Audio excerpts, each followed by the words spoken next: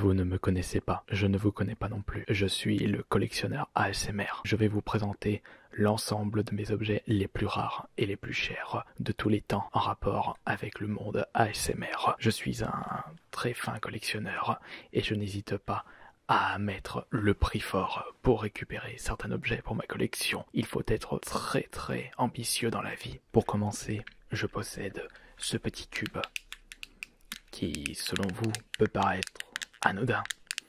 J'ai pu le récupérer à un marchand suédois lors de mon voyage en Angleterre. Cela a été une véritable chance pour moi de pouvoir y mettre la main dessus. Grâce à mes talents de collectionneur et de négociateur, j'ai pu récupérer ce fameux objet pour la modique somme de 190 €. C'était en livres, c'était plutôt 190 livres. Il le propose à la base 200 livres. J'ai pu le négocier de 10 livres de moins.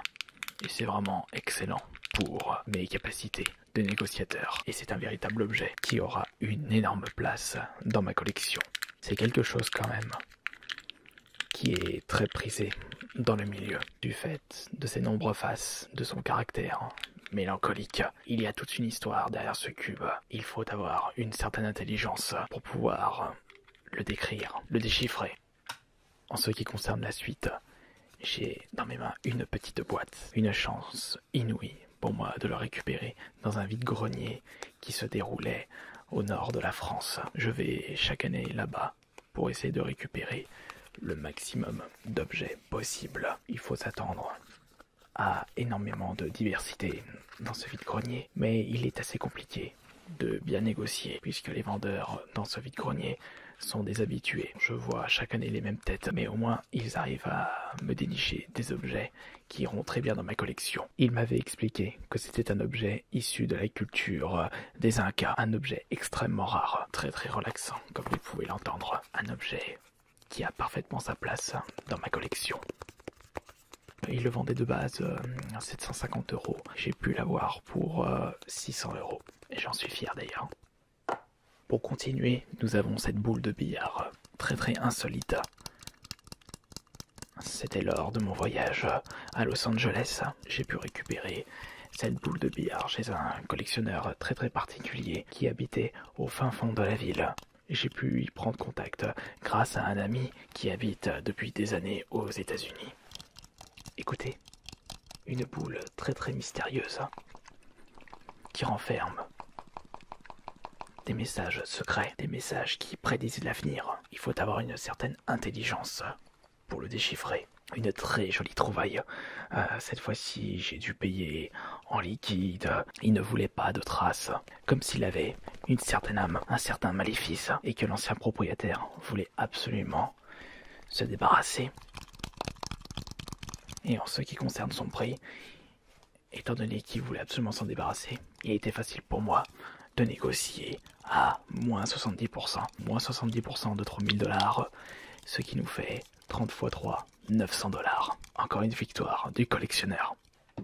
Nous avons pour continuer un objet qui est très certainement hyper rare selon certains connaisseurs ASMR. Un objet qui n'est vraiment pas passé inaperçu dans le monde. C'était du côté de New York que j'ai pu acquérir cet objet pour 300 $. Il m'expliquait que c'était un objet inventé par un Coréen. C'était un objet qu'il avait créé pour combattre différents esprits maléfiques. Un objet qui ne convient pas à l'humain de simple esprit. Un objet dont le propriétaire devait avoir une certaine connaissance, une certaine intelligence. Je suis un collectionneur. Il ne faut pas me prendre pour l'être humain de base. Je suis quelqu'un d'extrêmement intelligent. Quelqu'un que vous vous souviendrez jusqu'à la fin de vos jours. Faites-moi confiance. Vous verrez. En faisant juste ça, vous pourrez sentir toute ma présence, toute ma puissance. Écoutez-moi ce son, il n'y a que moi qui peux vous le procurer.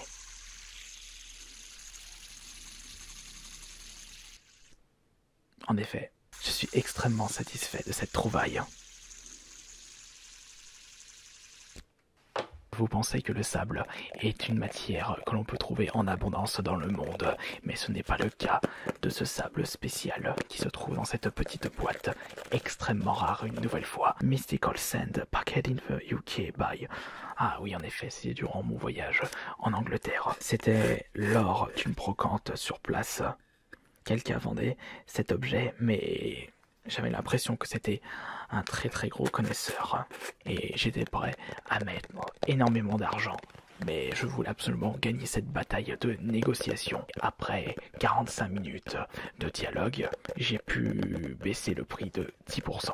Encore une victoire du collectionneur. Tu resteras dans ma collection jusqu'à la fin de mes jours.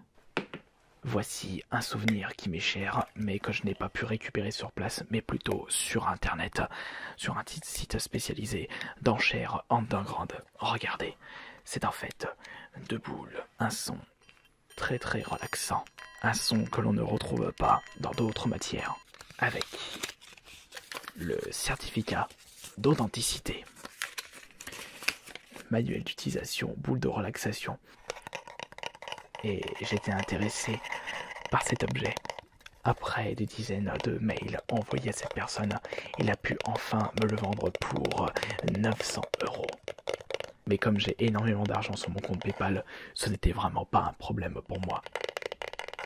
Tapotement, grattage, les ongles, le frottement. J'adore ma collection, j'adore ma personnalité, j'adore ma négociation, et j'adore faire des vidéos. Et peut-être que l'on se reverra plus tard pour une prochaine vidéo du collectionneur ASMR.